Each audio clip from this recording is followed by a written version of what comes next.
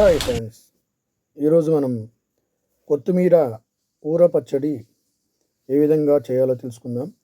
ఇది నిలవ పచ్చడి అని చెప్తాం, కానీ చేసిన ఒక 2-3 రోజులకే మొత్తం తినేస్తాం. ఎందుకంటే అంత రుచిగా ఉంటుంది, అంత ఆరోగ్యానికి అంత మంచిది.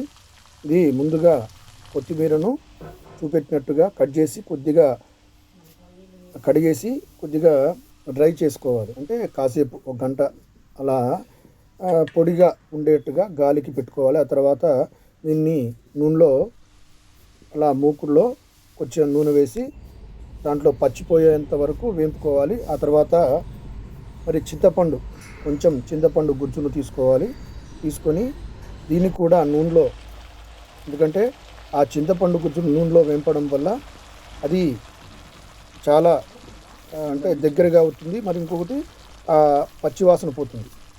ఆ తర్వాత దీంట్లో జాగ్రత్తగా సన్న మంట మీద ఆ చింతపండు పులుసును కూడా గుజ్జు, అంటే చిక్కగా ఉన్న గుజ్జును మాత్రమే వాడుకుంటాం. దాని నూనెలో కాసేపు వేడి చేస్తే అది చాలా దగ్గరికి వస్తుంది. అది చూసారా ఎంత మంచి రంగులైందో. ఆ తర్వాత మరి ఈ చింతపండు గుజ్జుకు తగ్గట్టుగా కారము, వేంపిన దాంట్లో కారము, కొద్దిగా మెంతి పొడి, మరి తగినంత ఉప్పు కూడా వేసుకొని బాగా కలుపుకోవాలి.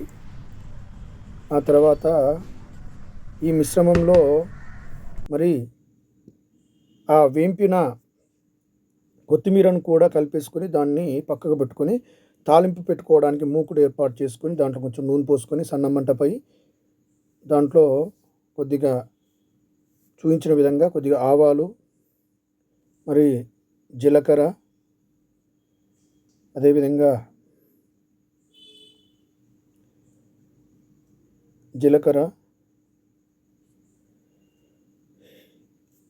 ఎండుమిరపకాయలు కూడా ఏర్పాటు చేసుకోవాలి. ఆ తర్వాత కరివేపాకు, ఈ జీలకర్ర ఆవాలను బాగా వేగిన తర్వాత కొద్దిగా ఎండుమిరపకాయలు, దానికి తగ్గట్టుగా మరి అదేవిధంగా అది కొంచెం నూనెలో వేపిన తర్వాత దాంట్లో కరివేపాకు కూడా వేసుకోవాలి.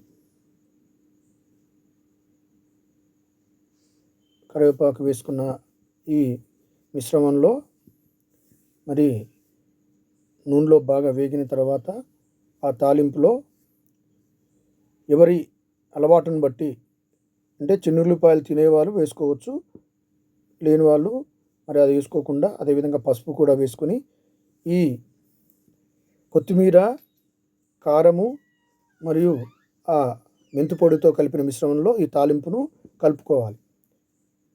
కలుపుకొని ఇక్కడ మీకు ఆ కొత్తిమీర మిశ్రమం ముందైనా కలుపుకోవచ్చు, ఆ తాలింపు అప్పుడు కూడా కలుపుకొని ఈ యొక్క మిశ్రమం అంతే. కొత్తిమీర ఊర పచ్చడి రెడీ. ఇది నిలవ పచ్చడి అని చెప్తాం, కానీ ఒక 3 రోజులనే అయిపోతుంది. మనం ఎంత చేసుకున్నా 3-4 రోజుల్లో అయిపోతుంది. కాబట్టి ఇది చాలా బాగుంటుంది.